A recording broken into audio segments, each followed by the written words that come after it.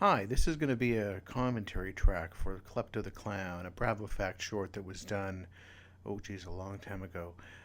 William LaRochelle, the writer-director of it. It was something that I had written, but with a batch of other scripts in 1999. And in the picture you're looking at right now, I'd be the guy dressed with clown stuff on him. That is because in this particular short, there were a couple of occasions where I stood in and my hand was used for some precise, fussy sort of movements, or my feet or whatever, when Gino Empri was not available, or I knew that he wouldn't want to be directed with such specific moves. So there'll be a couple of times I might mention in the commentary track as to when you're actually seeing his hand or whatever. I think there's maybe only one shot at the very end. And right now in this picture, I'm standing beside Michael O'Hara. He saw me pitch. We were both pitching their own projects at some sort of event. It was a workshop run by, I think, the Worldwide Shorts Festival.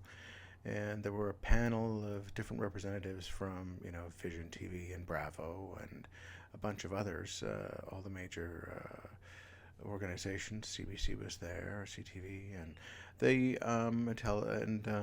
it was a very interesting and tense event to go through, and it was one of those things that's worthwhile.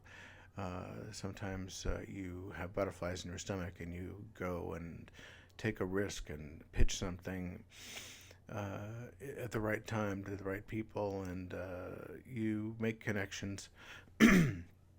And like I say, after the pitch, Michael and I and a couple of women that were also pitching their shows went to have lunch or coffee and talking about filmmaking and that kind of thing. And Michael mentioned that he liked what I had pitched there, and he'd like to produce Klepto the Clown.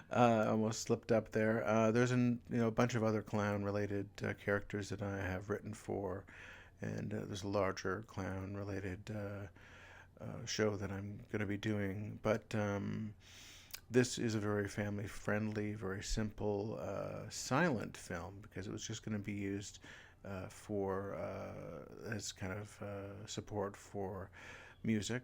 And there was, and ultimately, the credits, if you see the ending credits, we still have some vocals from Mary Margaret O'Hara, Michael's sister. And Rusty McCarthy did the music that runs throughout. I actually kept the permit that we had for this exterior shot, the one exterior shot of the house. It belongs to a friend of mine, Deb Boschman. Uh, this opening shot is inspired by the opening of Alfred Hitchcock's Marnie, in which you're looking at personal baggage represented as baggage being carried. And that's about a kleptomaniac as well, so I figured. And this is our way of getting the title in. For Bravo Fact, there was going to be just titles added by them, and this was kind of a thematically a correct way of getting our Klepto the Clown gag title in there. That's my hand, by the way. And we're using straight cuts here, but giving the impression of a wipe there by using a card to make a shadow over the letters and that kind of thing, or having the dark side of a door go through.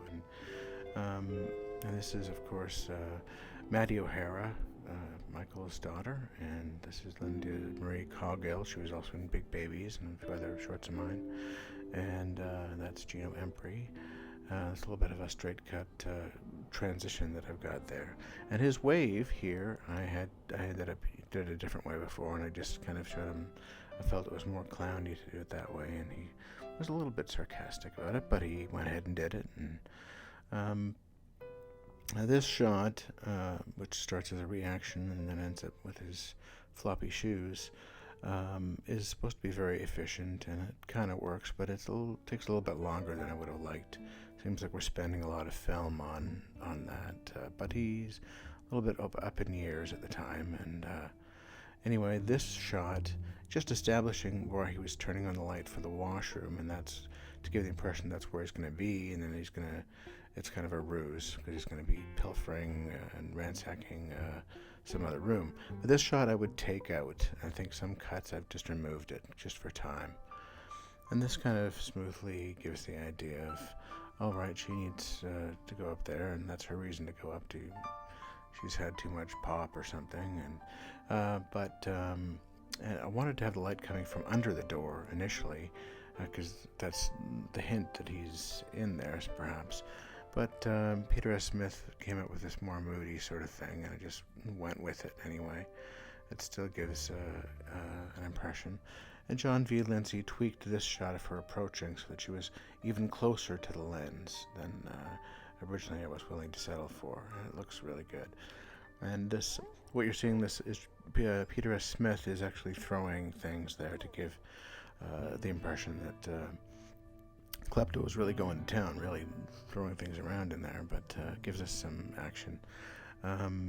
And for her cutaway, we've had some discussion between Michael and me as to whether that should be, teary-eyed and sad, or just the way it is right now, which is just kind of shocked, and we don't need to bring everybody down or whatever. It's she's a little disappointed and angry, and we see that later on. But here he is, jaunty and going about his business.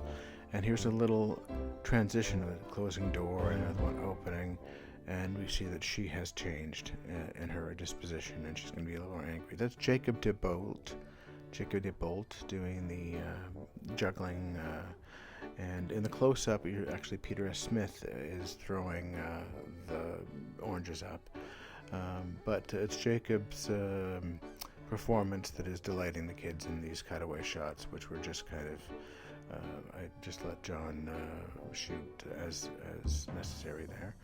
And what you're seeing at the bottom is my feet, actually.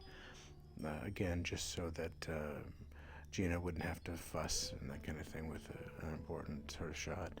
This is what we call the Stepford shot, just very symmetrical sort of thing. And that's Michael O'Hara's shoulder that Gina was hiding behind there. It's also hiding a transition in his makeup. You notice we're not going to see his face as he escapes here, because we want to show that he has a different attitude, and that's reflected in his makeup change too. Instead of the smiley face, he's got something different when we finally see him again as he turns around here. And he's dead. And I like the way this staircase worked. I had storyboarded a straight staircase, and this windy one was more cinematic anyway.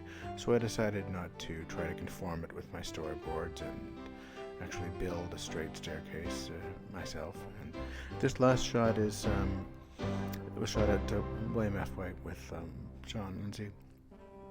And this last shot here is Michael O'Hara's idea, a last little punctuation of the thing, a last little twist of her being complicit in his wrongdoing. And that paid off, really gave it a nice punch.